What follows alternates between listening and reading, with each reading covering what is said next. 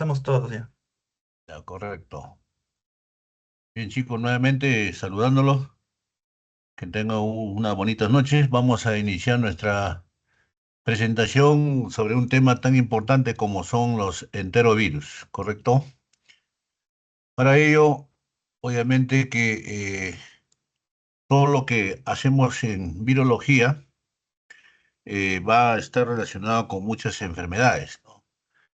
Y una de las enfermedades más prevalentes son las virales.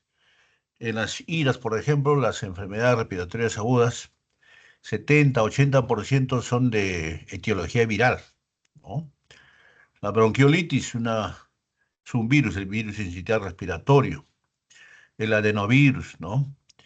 Igualmente las enterovirus y todas las otras virus que, eh, que pueden tener un tropismo por un órgano, van a estar muy relacionados con las prevalencias de las enfermedades. Entonces, en ese contexto, vamos a ver un capítulo importante que son el grupo de enterovirus. ¿Ya? Siguiente delegado, Johan. Bien, entonces, ¿qué cosa vienen a ser los enterovirus, no? Eh, Pertenecen a la familia de los Picornaviridae, ¿no? Ejemplo de estos son los poliovirus, ¿no? El que da origen a la poliomielitis, el Coxsackie, ¿no? Que puede dar problemas a nivel de piel, de órganos como el corazón, el pulmón, etcétera, el ecovirus, el hepatitis A, etcétera, ¿no? Entonces, todo esto vienen a ser parte de lo que es la familia del Picornaviridae, ¿no?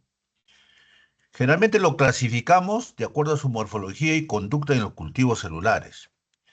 Pero ustedes entenderán que la tecnología avanza, pero también hay otros métodos más avanzados del punto de vista genómico y va a haber otra clasificación, ¿no?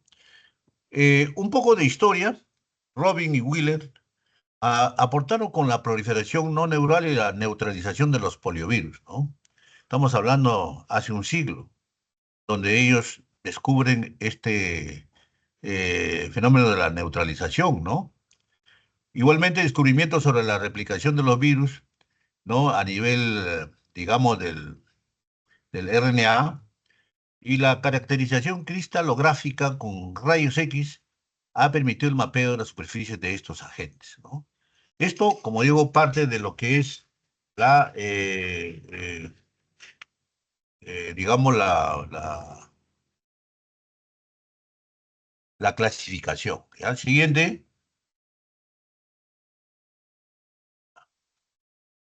siguiente,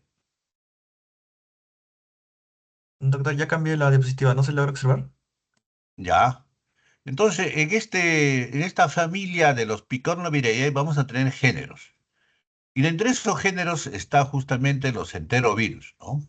Por otro lado están los rinovirus, ¿no? Dentro de ellos está digamos, la influenza, la parainfluenza. Los heparnavirus, ¿no? Que tiene que ver mucho con los virus del hígado, los cardiovirus y los aftavirus, ¿no? Esto es una clasificación, como digo, eh, digamos, histórica, ¿no? Siguiente.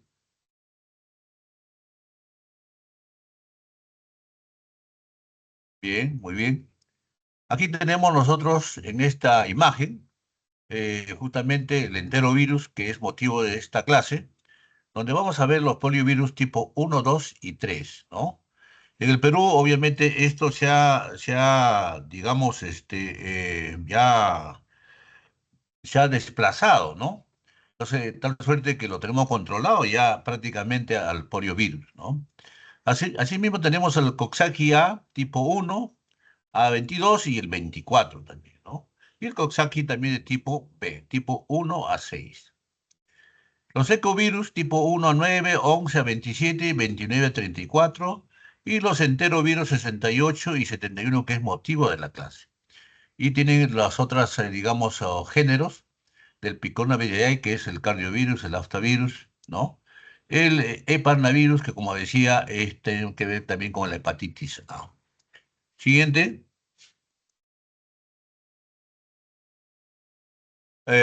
Vamos a ver también acá un fenómeno de la multiplicación. Siguiente.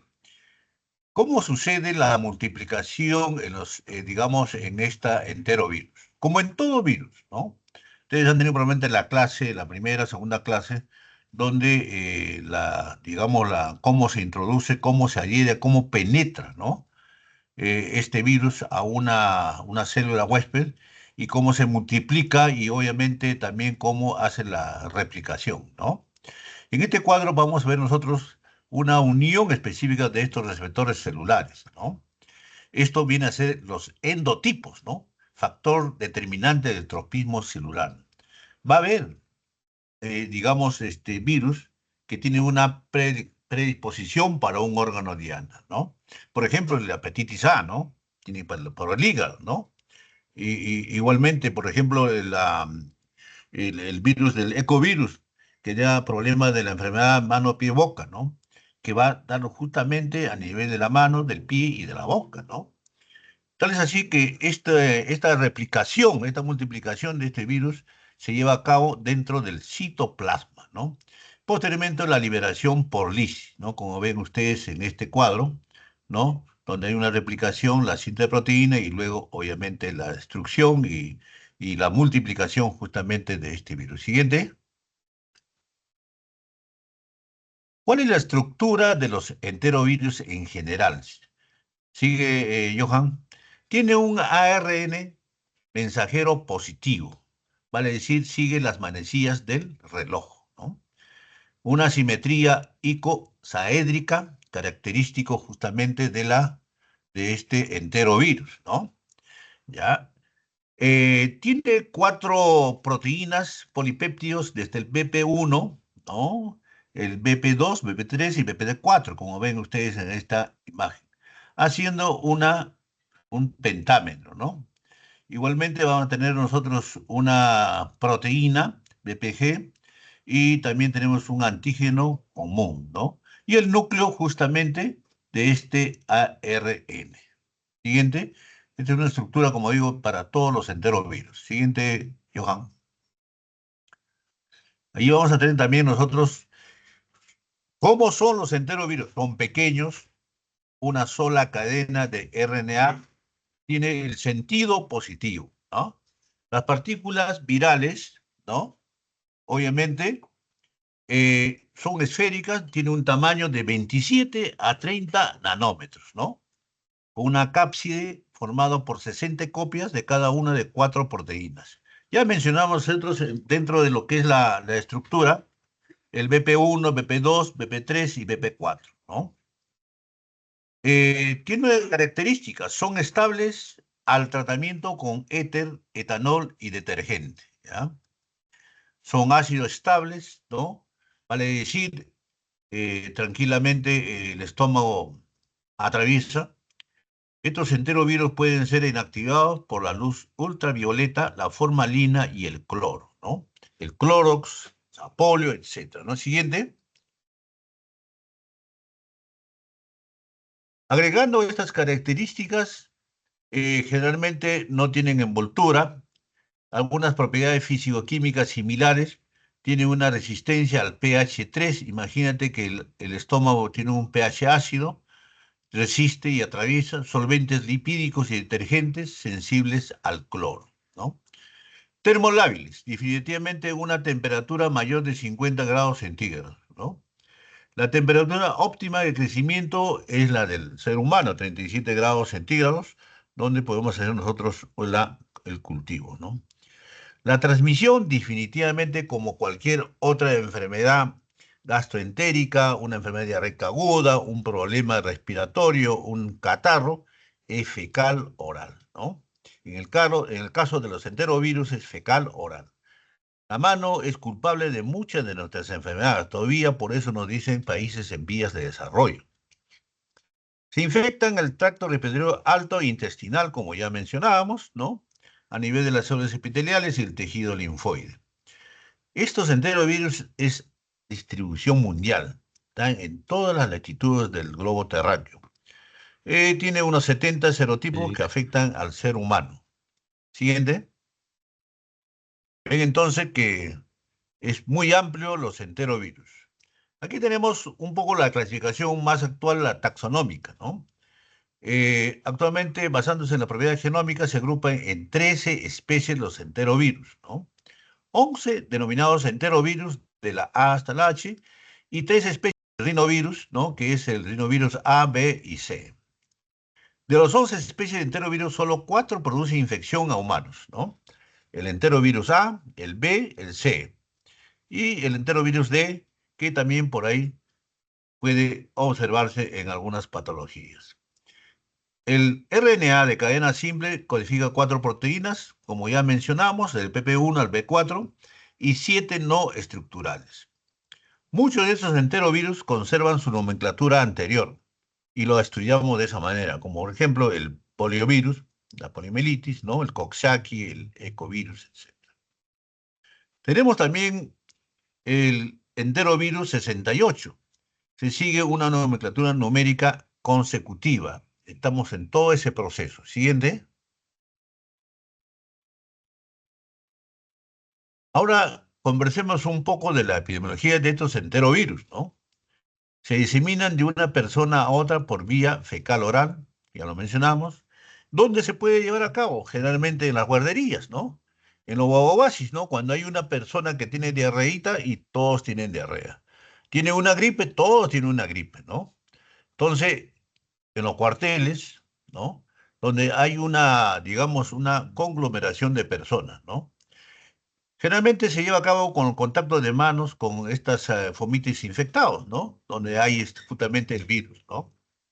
El virión es resistente al entorno, como mencionamos, la temperatura, el pH, detergentes, etcétera, ¿no? Las infecciones son más frecuentes en verano y el otoño, ojo, ¿no? Cambio de estación. Actualmente, por ejemplo, vemos nosotros muchos casos, ¿no? De enfermedades diarreica aguda provocados por virus entéricos, ¿no? Eh, Igualmente sucede cuando cambia el verano y el otoño, ¿no? Más del 90% de infecciones son asintomáticos o causan una enfermedad febril específica. A veces le da una calentura de un día, 2 días el paciente y pasa, ¿no? Para la poliovirus se administra vacuna viva oral, que es el virus, el BPO trivalente, que todos los menores de 1 año reciben esta vacuna, ¿no? De la poliovirus. Vienen gotas y justamente estas gotitas han tenido el vehículo problemas, ¿no? Que un paciente que ha convulsionado y de ahí que ahora se está dando la primera dosis de manera inyectable, intramuscular, ¿no? También tenemos la trivalente inactivada, ¿no? Para los otros enterovirus no hay vacuna, pero se están estudiando. Siguiente, en relación a lo, digamos, al hecho de la patogenia, cómo se produce, usualmente ingresan por orofaringe o las vías aéreas superiores, ¿no? Llegan definitivamente al intestino y pasan al torrente circulatorio. Muchos de estos virus tienen un tropismo, ¿no? En el caso del poliovirus, estos tejidos infectados se van a las neuronas, ¿no? Especialmente la célula de los cordones anteriores de la médula espinal, y dando todo el cuadro, ¿no? De la, digamos, parálisis flácida, ¿no? El sistema inmune reconoce la presencia de antígenos extraños y produce anticuerpos y linfocitos T específicos. Definitivamente, nosotros tenemos barreras naturales, ¿no? Innatas, ¿no? La piel, por ejemplo, ¿no? Las lágrimas, el pH del estómago, pero aparte tenemos también a nivel celular y humoral, ¿no? Y tenemos también el complemento, ¿no? Y por supuesto, los linfocitos T y los linfocitos B. Siguiente. Mencionábamos nosotros, ¿no? Que existe 3 serotipos de poliovirus, ¿no? También utilizando anticuerpos monoclonales contra estos receptores celulares de poliovirus, los investigadores han podido neutralizar la forma simultánea de las infecciones causadas por los 3 serotipos. Definitivamente, entonces, conocemos más sobre este vehículo, este camino que tiene estos poliovirus. Tal suerte, con las vacunas, tranquilamente podemos controlar. Esto estaríamos contentos siempre y cuando la tasa de cobertura de vacunas estaría por encima del 80%. Lamentablemente el país ha disminuido y actualmente estamos en toda una campaña a nivel del MINSA y a nivel de salud sobre vacunación, ¿no? ¿Por qué? Porque estamos entrando a una estación que es el invierno, ¿no? Obviamente ahí hay cambios de temperatura y por lo tanto la vacunación para los extremos de la vida, menores de 5 años y mayores de 60 años, es casi obligatorio contra el neumococo y el hemófilo, ¿no? Y por supuesto también el virus de la influenza, ¿no? También se ha avanzado bastante con los datos de la secuencia y la cristalografía.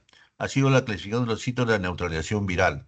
Ha ayudado, por supuesto, en la microbiología, especialmente en la virología, este tipo de, digamos, de metodología para hacer la clasificación. Siguiente. Vemos acá un cuadro muy interesante que quisiera que ustedes pongan atención, ¿no? Vemos ahí los virus que pueden ingresar por la orofaringe, ¿no? El rinovirus, el ECO, el Coxsackie, el poliovirus, ¿no? El virus de la hepatitis A. Va a haber definitivamente dos fases, dos etapas muy importantes. La primera, la multiplicación en la orofaringe, ¿no? Generalmente viene el catarro, el dolor de garganta, febrícula, ¿no? Y es la primera viremia, ¿no? Luego de esto que este virus, la carga viral supera, pasa al torrente sanguíneo, definitivamente, ¿no? En el torrente sanguíneo va a tener digamos, un tejido objetivo, ¿no? Y generalmente ahí ingresan ya la segunda, digamos, batallón de defensa, ¿no? Que son digamos, la inmunidad humoral, ¿no? A través de los anticuerpos, ¿no? Pero a pesar de eso puede ganar la batalla de estos virus, ¿no? Y luego viene la viremia secundaria.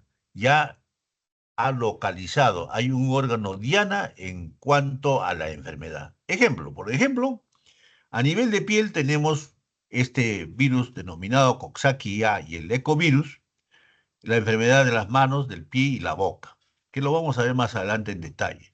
También tenemos exantemas, la espangina a nivel de orofaringia, ¿no? Y a nivel de músculo también, porque obviamente al entrar al torrente sanguíneo va a estar circulando por toda la economía. Y a nivel muscular también va a ingresar este ecovirus, el Coxsackie A y B. A nivel corazón puede producir una miocarditis y una pericarditis, ¿no? Va a haber una, digamos, inflamación del pericardio, incluso puede haber un derrame pericárdico, ¿no? Que puede llegar al shock cardiogénico, puede llegar también, ¿no? Y a nivel torácico va a haber un dolor a nivel pulmonar. Cuando respira hay un dolor intenso. ¿Qué cosa es? La pleuronolinia, ¿no? La pleuronolinia, ¿no? Entonces, ese dolor es porque el virus ha ingresado a nivel torácico, a nivel pulmonar, parénquima pulmonar. A nivel del cerebro también puede ingresar el poliovirus, ¿no? El Coxsackie. Y vamos a ver las afecciones, el poliovirus de tipo parálisis, ¿no? Y obviamente también puede haber una encefalitis viral, ¿no? ¿Y cuándo llegamos a un diagnóstico de encefalitis viral, no? Porque va a haber, pues, definitivamente cefalea, ¿no? Dolor de cabeza, náuseas, vómitos, ¿no? Fiebre de origen no conocido. Y tenemos que hacerle una punción lumbar para poder determinar qué es lo que está originando, ¿es una bacteria o es un virus, ¿no? En ese líquido tenemos que estudiar qué cosa. Tenemos que estudiar las células, tenemos que estudiar cómo están las proteínas, cómo está la glucosa, ¿no? A nivel meningio también puede ingresar, ¿qué cosa? Coxsackie, eco y poliovirus, ¿no? Produciendo una meningitis, ¿no? Una meningitis características con el signo de la rigidez de nuca, el Kernig positivo, ¿no? Va a haber el Babice positivo, va a haber focalización, dolor de cabeza, etcétera, ¿no? Descartando, ¿no? Obviamente, esta es una infección viral, ¿no? Pero puede haber bacteriana también. Todos estos signos que estoy mencionando pueden ser producidos por otras causas también, por supuesto, ¿no? Entonces ahí viene el diagnóstico diferencial. Y a nivel hepático, el virus de la hepatitis A, ¿no? Produciendo justamente la hepatitis. Ven entonces la patogenia tan rica que es de los enterovirus, ¿no? Y finalmente la parte de este virus se elimina por las heces, ¿no? Y cuando uno hace un cultivo de heces va a encontrar justamente este tipo de enterovirus. Siguiente. Algunos trastornos que pueden ser causados por enterovirus, ¿no? Por ahí tenemos, por ejemplo, la enfermedad febril en específica o asintomática. Más del 90% de las infecciones se produce por este tipo de enfermedades virales, ¿no? La hipergina, ¿no? Lesiones vesiculares, ulcerosas, eritematosas a nivel de la orofaringe. La enfermedad de mano, pie, boca, lesiones vesiculares a nivel de la planta, de las palmas de las manos y la boca, ¿no? Meningitis, encefalitis, puede dar una meningitis aséptica, ¿no? Vamos a ver en el líquido cefalorraquídeo no hay trastorno, no hay alteración de este líquido cefalorraquídeo. La pleurodenia, ¿no? Enfermedad aguda, fiebre, dolor pleurítico y mialgias, por supuesto, ¿no? Ya mencionábamos nosotros en la miocarditis y la pericarditis, ¿no? Un electrocardiograma con signos de insuficiencia cardíaca, ¿no? Fiebre. Esos signos de insuficiencia cardíaca básicamente va a haber, ¿qué cosa? Puede haber hepatoesplenomegalia, ¿no? Palpitaciones, taquicardia, ¿no? Puede haber incluso un soplo, ¿no? Una insuficiencia cardíaca. Va a haber regurgitación yugular. Esto producto justamente de esta infección, de esta miocarditis, esta pericarditis. ¿Cómo lo vamos a ver? En un electrocardiograma, pues. Vamos a ver eso, ¿no? Siguiente. Ahí tienen una imagen del síndrome de mano-pie-boca. Esas lesiones eritematosas, vesiculares, ¿no? Boca, palma y planta. Siguiente. Siguiente, Johan, muy bien. Aquí tenemos nosotros en esta imagen algunos indicios clínicos para poder, cuando te viene el paciente, obviamente, ¿no? Tienes que estudiarlo. Cada paciente es una investigación, ¿ah? Entonces, estas infecciones virales del sistema nervioso central es lo que generalmente un poco es compleja, ¿no? Por ejemplo, nosotros tenemos, digamos, los enterovirus. Estamos pensando en una causa de una meningitis o una encefalitis, ¿no? Vamos a pensar en qué virus. Coxsackie, A y B, ecovirus, enterovirus, ¿no? Y el poliovirus, ¿no? ¿Y qué es lo que nuestras pistas, qué va a ser? Va a ser básicamente la erupción, ¿no? Ese eritema, esa vesícula, esa espangina, esa conjuntivitis, la faringitis, la pleurodinia, la miopericarditis, la parálisis flácida, nos va a dar un indicio de que estamos frente a una, si es una parálisis flácida, a un poliovirus, ¿no? Pero tenemos que preguntarle también cómo está su vacunación, si la vacunación ha sido completa e incompleta. Hay comunidades que son contra vacuna, definitivamente, ¿no? No quieren saber de la vacuna. Religiones que no aceptan. Entonces hay un colchón de que siempre va a haber para que si esto pueda ser, digamos, transmitirse del ser humano a ser humano, ¿no? Con mucho cuidado, ¿no? Esta parte de lo que queremos saber, entonces, estas pistas va a dar origen a que ustedes pueden pensar en un enterovirus, ¿no? Tanto el enterovirus A71, 68, ecovirus, Coxsackie A y B. Los otros virus que también está en esta, obviamente, en esta lámina, ¿no? Están relacionados a picaduras de insectos, ¿no? Ahorita en nuestra Lima está, digamos, en una endémico ya, ¿qué cosa? El dengue, ¿no? El dengue es un virus, ¿no? Que también definitivamente tenemos que detectar si es sintomático o asintomático, con signos o son signos, ¿no? Puede haber alteración de este virus, ¿no? Para que vean que el virus está relacionado también a la zoonosis, ¿no? ¿Picado por qué? Por un mosquito, ¿no? ¿Cómo se llama? El Aedes aegypti, ¿no? Que nos da qué cosa la enfermedad del rompehuesos, ¿no? Porque es un dolor intenso, náuseas, vómitos, ¿no? Dolor abdominal, ¿no? Que es típico de los signos del alarma del dengue, ¿no? Entonces hacemos un tamizaje, ¿no? Del virus, ¿no? El NC1 positivo, luego aislamos el genómico y vemos qué tipo de virus, el uno, 2 o el 3 o el 4, ¿no? Siguiente, Johan. Igualmente acá para mencionarles qué cosa, los posibles pistas clínicas, ¿no? Por ejemplo, en un recién nacido, ¿no? Un citomegalovirus, ¿no? ¿Qué cosa? Una encefalitis, una meningitis, ¿no? ¿Pensar en qué? en un citomegalovirus, ¿no? ¿Por qué? Porque el huésped puede ser un prematuro, un inmunodeprimido, un recién nacido portador de una fibrosis quística, ¿no? Etcétera. Igualmente el virus de la varicela zoster, ¿no? Característico, ¿qué cosa? Erupción vesicular, ¿no? Es posible que no haya erupción en algunos casos de reactivación viral, ¿no? Pero lo característico, esta varicela zoster generalmente sigue una metámera, ¿no? Si da en una de las partes del tórax, agarra toda esa metámera. Todo es sumamente doloroso. Tratamiento que aciclovir, ¿no? El virus también del Epstein-Barr, que es muy, digamos, dentro de los diagnósticos diferenciales de lo que tenemos encefalitis y meningitis, hay que pensar en eso, ¿no?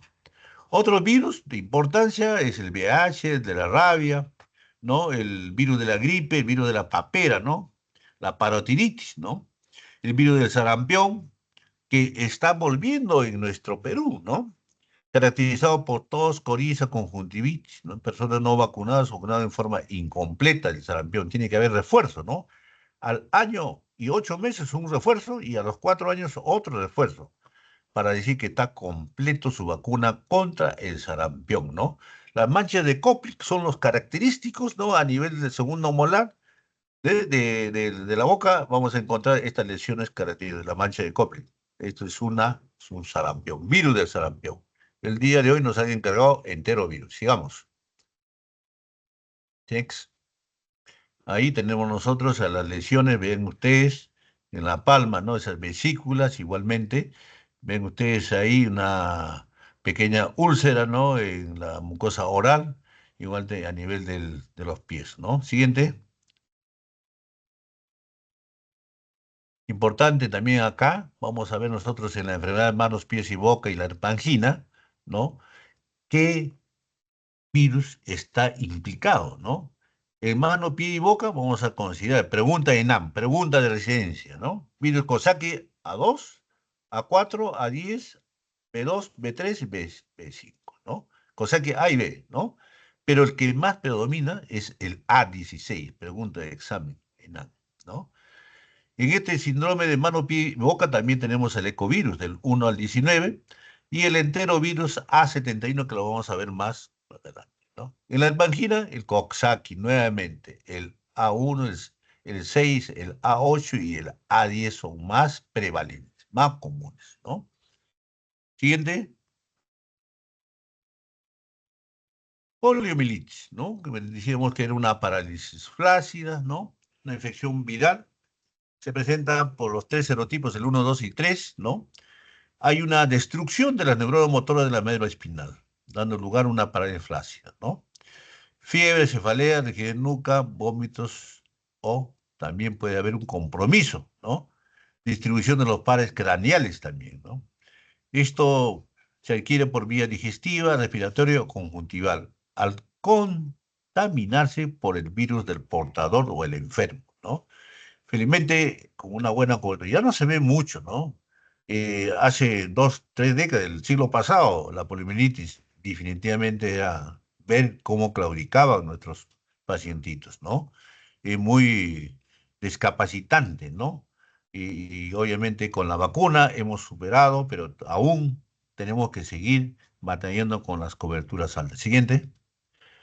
Continuando con la poliomielitis, vamos a ver que tiene un periodo de incubación de 4 a 40 días. Su transmisión es mayor de una semana antes y 2 semanas después del inicio de la parálisis, ¿no? Ojo, cuando hay parálisis ya no hay nada que hacer, ¿no?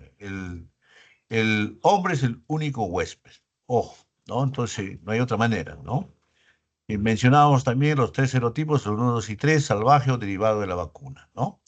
Gran estabilidad antigénica, ojo, ¿no? ¿Se puede cultivar? Sí, mostrando nosotros el efecto citopático. En la práctica vamos a ver nosotros este efecto citopático. El doctor Valentín se ha anotado para ver también el efecto citopático a nivel del cervix, el cuello uterino, ¿no?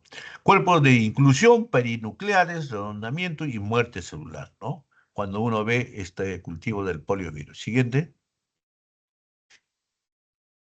¿Cuáles son los factores de riesgo que hay que considerar nosotros en una poliomielitis, ¿no? definitivamente la contaminación es fecal oral, ¿no? La poliovirus pueden estar presentes en las heces hasta 3, 6 semanas después de la infección. Ojo, pueden vivir. Mencionábamos que temperaturas pueden soportar, pH pueden soportar, frío pueden soportar, etcétera, ¿no? La contaminación oral fecal es más frecuente en lactantes y niños pequeños. Hay que tener mucho consideración con estos, ¿no? Con este grupo etario. La parálisis es más grave en niños mayores, definitivamente, ¿no? La edad del niño es un factor de riesgo.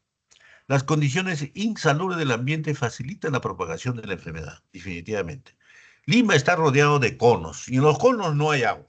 Es un factor también, ¿no? Por supuesto. Siguiente. Ahí ven ustedes la patogenia, cómo ingresa a través de la mucosa orofaringe, pasa al intestino, obviamente las amígdalas y la placa de Peyer, se produce la segunda viremia, ¿no? Obviamente afectando los ganglios cervicales y los linfáticos mesentéricos, pueden llegar hasta el sistema nervioso central, dando lugar a qué cosa, a la parálisis flácida, ¿no? La grasa parte del sistema retículo endotelial. Siguiente. Aquí tenemos la respuesta de los anticuerpos tras la inoculación de la vacuna de actividad intramuscular de vacuna viva oral, ¿no? Ven ustedes cómo puede nosotros cuando se realiza la vacunación, cómo se genera este IgG en el suero, se eleva, ¿no? Normalmente, ¿no? Y luego cae, ¿no? Y justamente el IgM nos está indicando qué cosa, actividad, ¿no? Actividad, por eso que cae rápidamente a los 64, 65 días, ¿no? Mientras que la vacuna viva de la poliomielitis, ¿no? Mucho más prolongado, ¿no? Definitivamente. Pero en la inmunoglobulina G en suero vamos a encontrar por largo tiempo, más de los 3 meses, ¿no? Mientras que la IgM sí vamos a encontrar en cuando hay actividad nada más, ¿no? Podemos encontrar inmunoglobulina A nasal o duodenal también en la primera etapa de la enfermedad. Siguiente. Algunos conceptos importantes que es necesario que ustedes conozcan. Parálisis flácida aguda. ¿Qué significa? Disminución de la fuerza muscular, parálisis o paresia. Hipotonía, hipo o arreflexia, instalación aguda, progresiva, sin asociación a trauma previo, en menores de 15 años, ¿no? Es una parálisis flácida, un PAJ. Caso probable de poliomielitis, se encuentra parálisis flácida aguda y no se puede reconocer de inmediato, 48 horas. Se espera hasta la 10ª semana, un caso probable de poliomielitis. Hay que estudiarlo bien. Caso confirmado por laboratorio con aislamiento del virus salvaje. El agente etiológico de estos enterovirus, vamos a ver nosotros en el Perú, tenemos el serotipo 1, también denominado Brumila, ¿no? 80% de los casos. El serotipo 2, el Lansing, 8% de los casos. Y el serotipo 3, León, 12% de los casos, ¿no? Y ahí tienen ustedes el 100% del enterovirus polio en el Perú. Siguiente. ¿Cómo podemos prevenir la poliomielitis? Disponemos de 3 tipos de vacuna. Uno, el virus inactivado de SARS, ¿no? Que es el VIC y el vacuna poliovirus oral de Sabin, ¿no? Veo. Tiene sus diferencias, por supuesto. Y tenemos una tercera, la vacuna inactivada de potencia incrementada de Van Wieser, ¿no? Que no la tenemos. Las dos primeras sí las tenemos en el Perú. Algunas contraindicaciones de esta vacunación, especialmente en cáncer, obviamente, va a haber en el famoso VIH, ¿no? Aquellos pacientes que están recibiendo corticoide por largo tiempo, gestantes, y obviamente hay que tener en consideración no colocar la vacuna, ¿no? ¿Qué debemos hacer nosotros dentro de la promoción? Adecuada eliminación de excretas, definitivamente. Por ahí se va el virus. Importancia de las inmunizaciones, vacuna al 100%. Participación de la comunidad en la jornada de vacunación. Esto es un poco complejo, pero hay que intentar que la comunidad sea consciente en cuanto a la vacunación. Ahora que estamos en toda la campaña, mucha gente dice, no me vacuno, ¿no?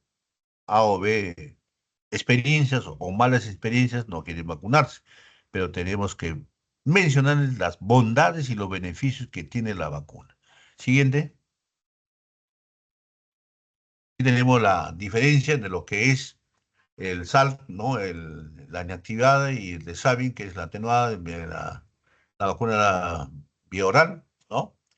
El, el otro es intramuscular subcutánea, el de Sabin es oral, del SALT tiene mayor costo, difícil de administración, porque obviamente tiene que ser intramuscular, aunque después de este accidente legal que tuvo el MINSA, ya la primera es intramuscular, la segunda es vía oral.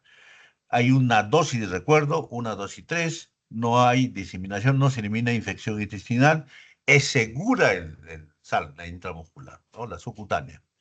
Y el Sabin tiene un costo menor, se puede hacer grandes tamizajes, coberturas, la administración es fácil, gotitas, ¿no?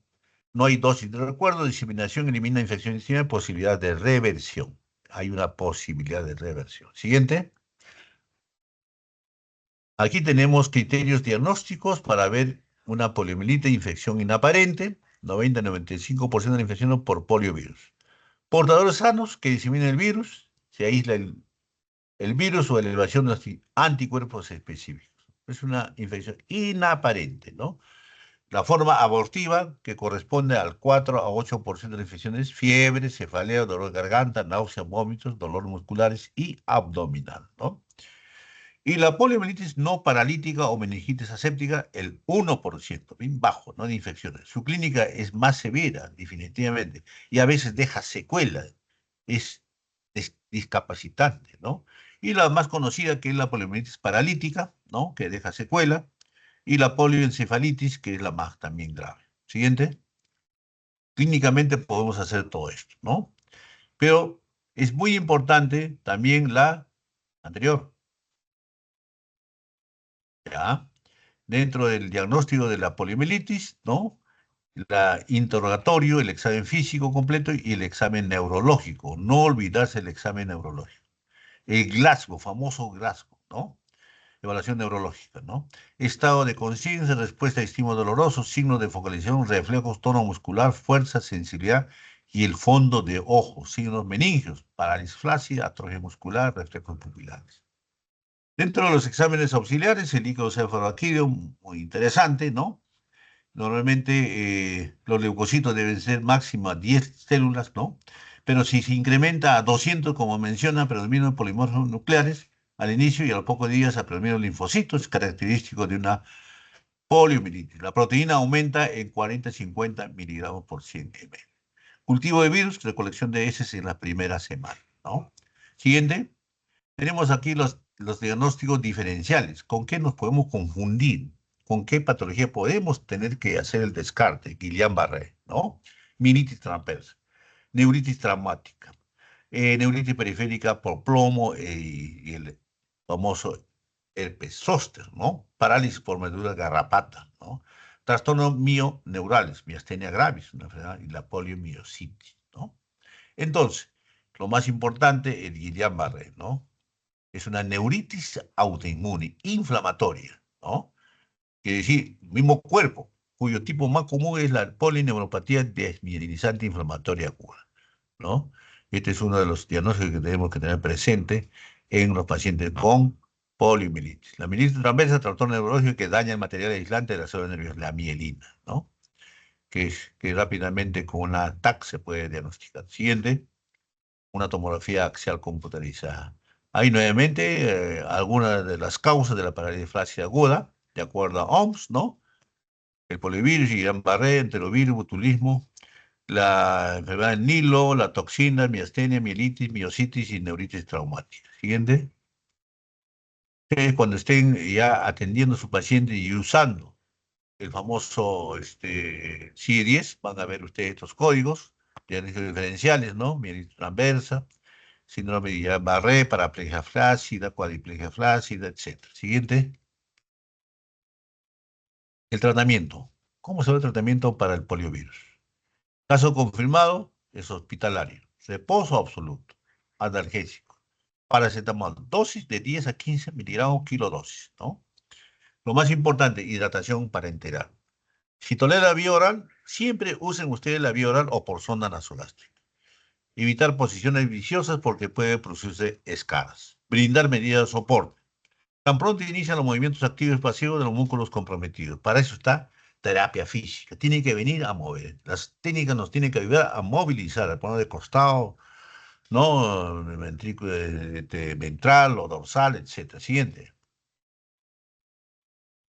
Eh, un poco también sobre virus Coxsackie y ecovirus, ¿no? Que también es parte de los enterovirus, ¿no? Tienen un tropismo por la meningitis, ¿no? Que nos puede dar entonces una encefalitis, una meningitis, ¿no? Esto básicamente consecuencia de la infección función. Tiene que ver qué cosa, el tipo, el serotipo, ¿no? Coxsackie. A, B, ecovirus, ¿no? 12, 9, el huésped, ¿no? ¿Cómo está su inmunidad del huésped también? Está desnutrido, anémico, obviamente, bajo también su defensa, ¿no? Infección subclínica, 60%, ¿no? Manifestación clínica más frecuente en la meningitis aséptica, autolimitada, ¿no? Siguiente. Aquí vamos a ver también nosotros algunas enfermedades que nos puede producir justamente el Coxsackie B, miocarditis, pericarditis y la pleurodinia, ¿no? Dinia. Coxsackie A, el síndrome de mano, pies, bocas, el angina, conjuntivitis hemorrágica aguda, ¿no?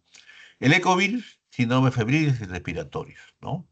Otros enterovirus, como por ejemplo la conjuntivitis hemorrágica aguda, enfermedades respiratorias, la encefalitis, ¿no? Siguiente. Entonces, este Coxsackie A da lugar, como mencionamos, meningitis séptica, síndrome febril, conjuntivitis, ¿no? La hermangina, lesiones vesiculares y ulcerosas en el paladar blando y son dolorosas, definitivamente, ¿no? El síndrome de mano-boca, pie, causado por Coxsackie A, suele asociarse con enantema dentro de la boca, ¿ya? En la enfermedad neonatal severa de los agentes etiológicos son el virus Coxsackie B, ojo, ¿ya? Fiebre, meningitis, miocarditis y hepatitis, ¿no?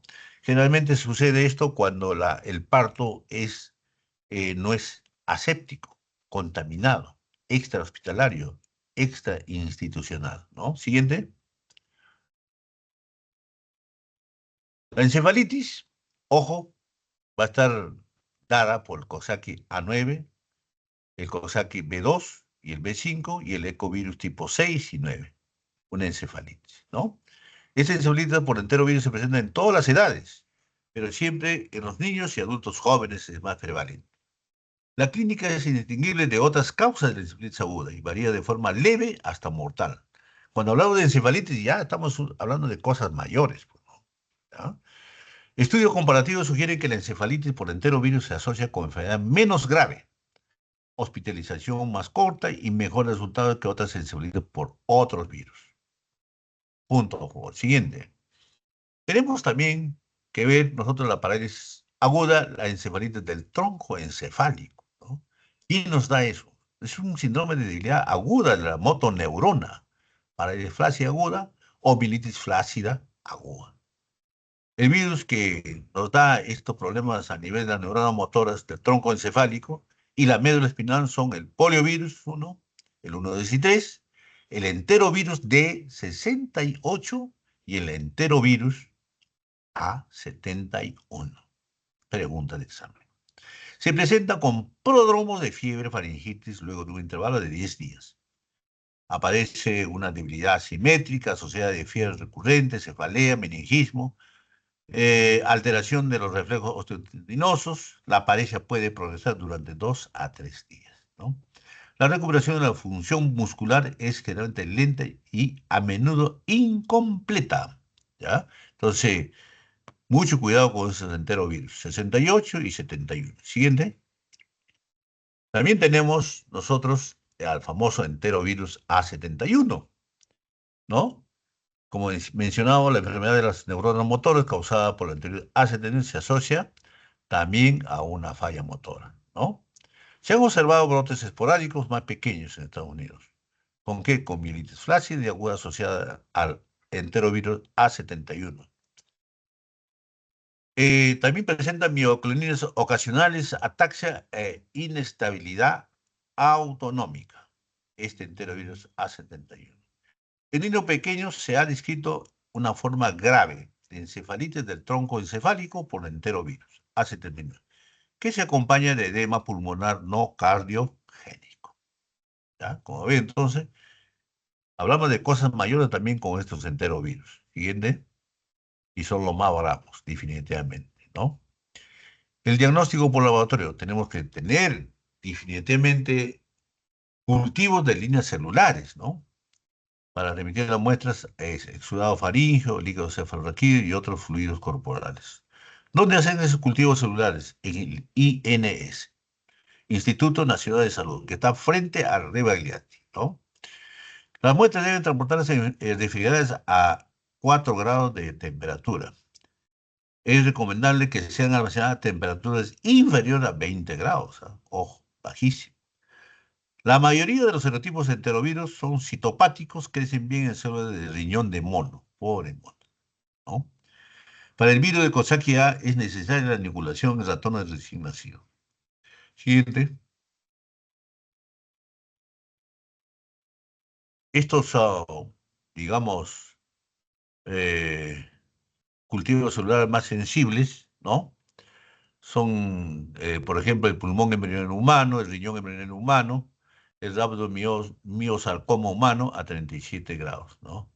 Hay que tener todo un laboratorio bien montado, ¿no? Definitivamente en nuestro laboratorio no contamos con estos insumos, con estos implementos, ¿no? Lo importante es que se puede manifestar la aparición del efecto citopático típico caracterizado por la pignosis nuclear, ¿ya? Eso sí lo vamos a ver nosotros en nuestra práctica, ¿no? La prueba de neutralización que al inicio mencionábamos se basa en contrarrestar el efecto citopático sobre el cultivo mediante la utilización de un antisuero específico que impide la unión del virus a su receptor celular, ¿no? Actualmente estas vías endotípicas ya son más conocidas, por ejemplo, el coronavirus, ¿no? ¿No? Ya se sabe, ¿no? O también el virus sincitial respiratorio, sabemos quién es el que se adhiere, dónde se penetra y a dónde va, ¿no? Entonces, ahí donde le cae, ¿no? Por ejemplo, en este virus del sincitial respiratorio, sabemos que, ¿no? Hay un serotipo, una proteína, la G y la F, ¿no? A ese nivel actúan los anticuerpos monoclonales, impidiendo que se produzca toda la cadena de la sintomatología del virus sincitial respiratorio, ¿no? Entonces, esto es un avance de la tecnología y también de la ciencia médica, ¿no? Adelante, siguiente.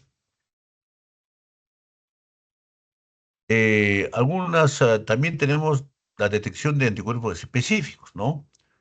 Tenemos pruebas técnicas serológicas que deben considerarse como un arma diagnóstico adicional, ¿no?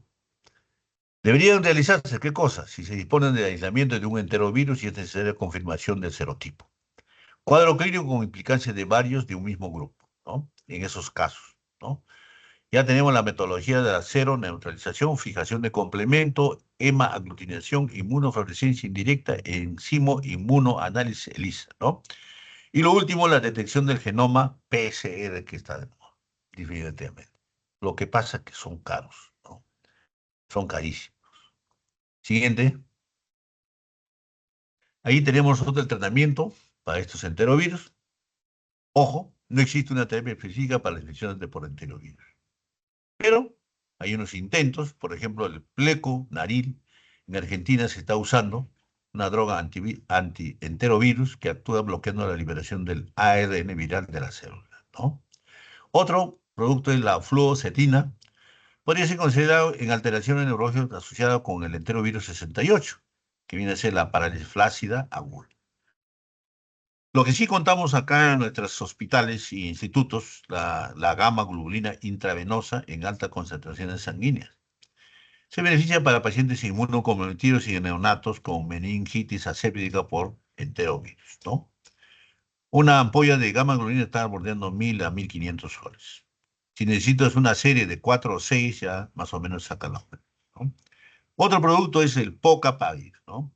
Por vía oral es inhibidor de la cápside justamente de esta enterovirus, ¿no? Siguiente.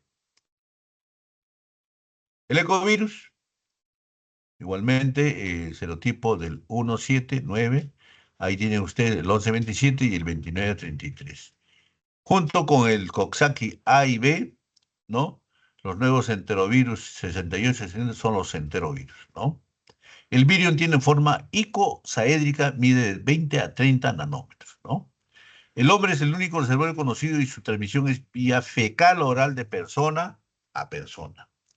Se detectan en aguas residuales, ojo. Se presenta en forma endémica o brotes epidémicos, siendo frecuentemente en verano y en otoño. Sucede lamentablemente en estratos socioeconómicos bajos y en niños. ¿Por qué? Por la falta de agua, ¿no? Justamente esa transmisión fecal oral. No hay agua digna, ¿no? Y en el Perú. Asociado a meningitis aséptica, definitivamente. Debilidad muscular y parálisis. Puede haber exantema, enantema, pericarditis, miocarditis, conjuntivitis, diarrea infantil. El ecovirus. Siguiente. Siguiente. Ahí tienen una imagen. Mira cómo está el tema del glopómero de esta pacientita. Siguiente. El virus de la hepatitis A, ¿no? Que conversamos también, ¿no? Esta hepatitis viral es una enfermedad infecciosa caracterizada por un proceso inflamatorio del hígado que puede llegar a una necrosis de grado variable, ¿no? Tiene este virus un tropismo por el hígado, ¿no? Nuevamente, su transmisión es fecal oral, ¿no? En la mayoría de los enterovirus, ¿no? La prevalencia está en relación con las condiciones socioeconómicas y sanitarias. Ya mencionábamos el agua, ¿no? Esta hepatitis sintomática tiene la forma ictérica en menos de 10% de niños de menores de 6 años y 70-80% de los de mayor 14 años, ¿no? O sea, que puede haber ictericia o una subictericia clínica, ¿no? Es de curso benigno de duración de un mes a 3 meses, ¿no?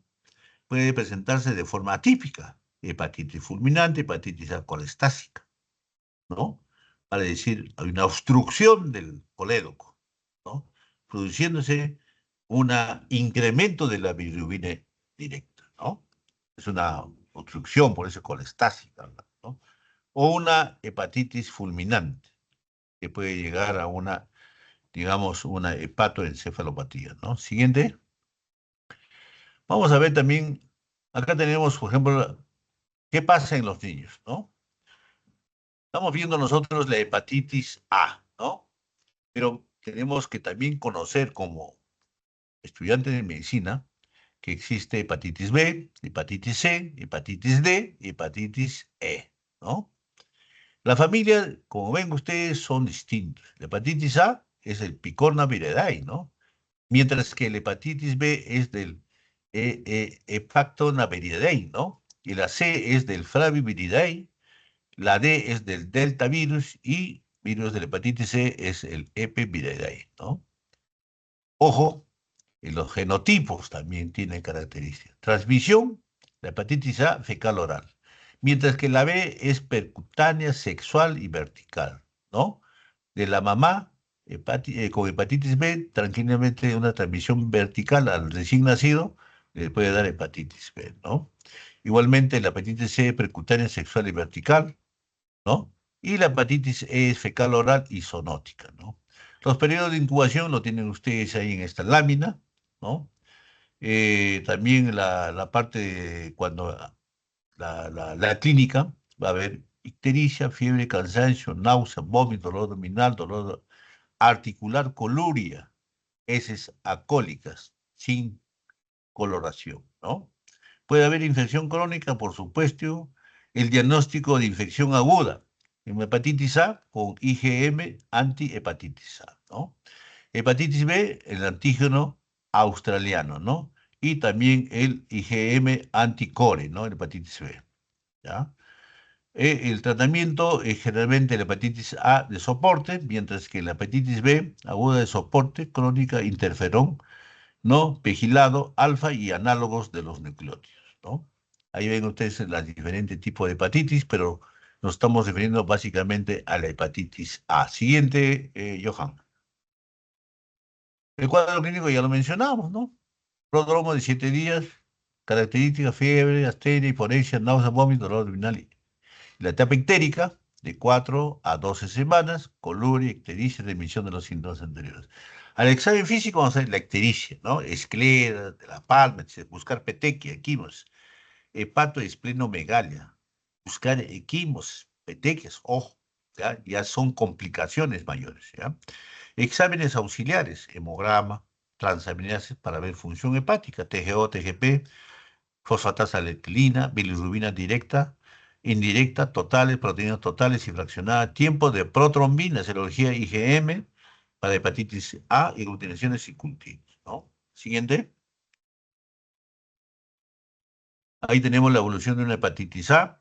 Ven ustedes cómo el virus de la hepatitis A altera al TGO, al TGB, ¿no? Mira, en la semana, generalmente en la primera semana y la octava semana va a haber incremento de esta TGO, ¿no? Y también la identificación del IgM, ¿no? La primera semana hasta y el incremento desde la segunda semana del IgG para adelante, ¿no? Para adelante. Ojo, eso también es importante, ¿no? Puede haber, y si encuentran ustedes elevación del IgG para hepatitis A, es que ha tenido una hepatitis A, ¿no? Entonces, esto hay que tener presente también este cuadrito. Siguiente. El diagnóstico diferencial, ya lo mencionamos, hepatitis B, que lo hemos visto nosotros en ese cuadro, ¿no?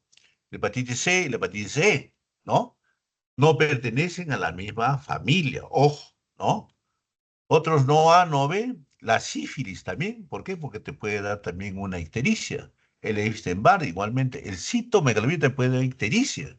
La fiebre amarilla también te puede dar fiebre amarilla. El paludismo, la malaria te puede dar también, ¿no? Hay hemólisis, por supuesto, incremento de la bilirrubina. Colecistitis, también bilirrubina incrementa. Colangitis, abscesos hepáticos, cáncer de hígado, linfoma, puede producirse algún grado de ictericia y confundirse con una hepatitis A. El tratamiento, no existe ningún tratamiento específico, definitivamente. Son medidas de soporte. ¿Qué cosa? Adecuada hidratación, agua. Mientras la vía oral esté bien, vía oral. Tolera la vía oral, aproveche usted la vía oral para hidratarlo. Está con náusea, vómitos, póngale en endovenoso. Le pones una destroza al 5% al medio normal, ¿no es cierto? Mitad digamos, del fisiológico. Reposo y antitérmicos, ¿no? El reposo para descansar el hígado, ¿no? ¿Por qué? Porque obviamente va a presentar dolor. Lo que duele es la cápsula de gliso, eso está inervado. Por lo tanto, eso puede doler. Cuando está caminando, saltando, hay dolor, ¿no? Entonces, el reposo está indicado. Y los antitérmicos, los antipiréticos, también para el dolor y para la fiebre, ¿no? Es muy importante. Mencionaba también que es importante las pruebas de coagulación. ¿Por qué? Porque si bien es cierto, la función hepática está normal, tenemos que ver también en todas las hepatitis cómo está la función de la coagulación, la prueba de coagulación, ¿no? Porque puede haber un riesgo, ¿no? ¿Y cómo lo valoramos? A través del tiempo de protrombina, ¿no? Normalmente es mayor de 15, ¿no? Y de acuerdo al INR, ¿qué cosa es el INR? Es el International Normalized Ratio, ¿no? Debe ser mayor de 1.5, normal. Con encefalopatía o tiempo de protomina mayor de 20 o INR mayor de 2, sin encefalopatía, que no responde a la vitamina K. Cuando esto está elongado, el tiempo de protomina le colocamos nosotros vitamina K, ¿no? En ampolla, ¿no? Que puede una, dos, tres, cuatro ampollas, ¿no? Dependiendo cómo está la elongación, ¿no? Puede estar en 20, 25, 30, ¿no? Prolongación de la tiempo de protrombina, ¿no? Pero si no responde a este tratamiento, este paciente debe ser derivado a un hospital con experiencia en trasplante hepático. Obviamente ya hay un problema más severo. Hay que derivarlo, ¿no? En este caso, en Lima, tenemos al Menara, tenemos a quién más, tenemos acá el hospital Rebagliati, ¿no? Que hacen un trasplante hepático. Definitivamente se salvan vidas, pero es bastante caro todo el procedimiento. Pero acá en Lima ya se está haciendo eso, ¿ya? Acá en el hospital también están haciendo, pero todavía no con el volumen. Algunos trasplantes están haciendo, ¿no? Pero no, de hepático no he visto todavía. Siguiente, ahí tienen ustedes la ictericia de las escleras, ¿no? Una hepatitis A. Hay hepato esplenomegalio, definitivamente. Siguiente. Gracias, chicos. Eso sería preguntas. Johan. Uy, me pasé. Johan. Listo, doctor. Sí, estoy aquí, solo que está quitando los GPTs. Parece que no, doctor. Ok, Johan. Muy bien. Entonces, con esto terminamos nuestra actividad de la